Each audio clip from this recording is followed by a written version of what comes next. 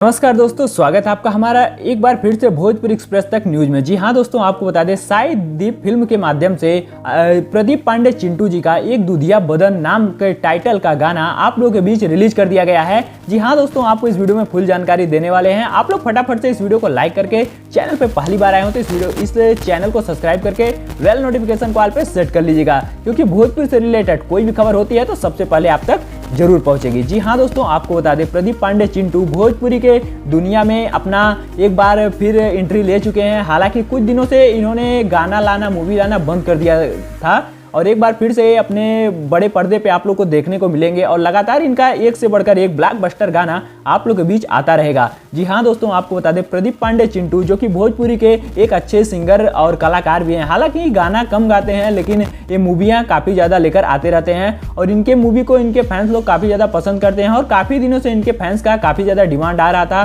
कि हालांकि प्रदीप पांडे चिंटू इस टाइम ना कोई गाना लेकर आ रहे हैं ना कोई मूवी।